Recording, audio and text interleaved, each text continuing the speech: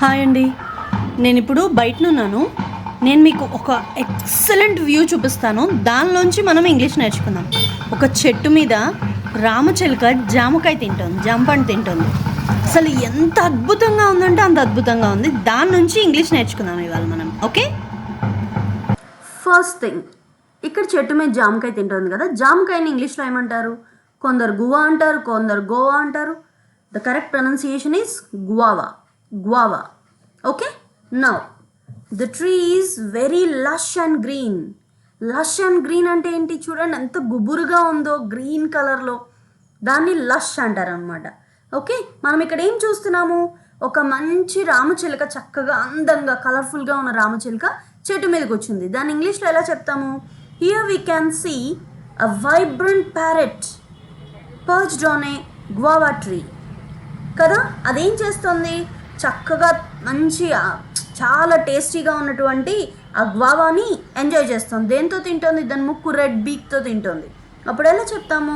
It is enjoying a delicious guava with its red beak. ముక్కుని beak అంటారు కదా parrot పక్షులు దానికి.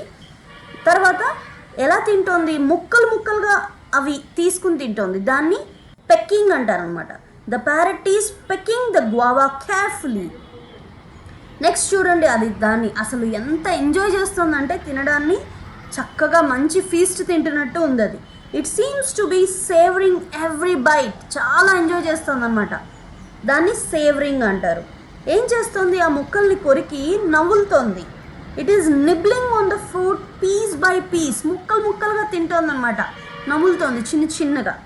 Now I'll ask you some questions here. You just give me the answers. What is the parrot doing? ఏం చేస్తోంది parrot అక్కడ? What do you mean by the words lush, vibrant, delicious, pecking, savouring, nibbling? వీటి meanings ఏంటో చెప్పండి, comment సెక్షన్లో తెలియచేయండి. And how is the guava tree? కరెక్ట్గానే pronounce చేశానా?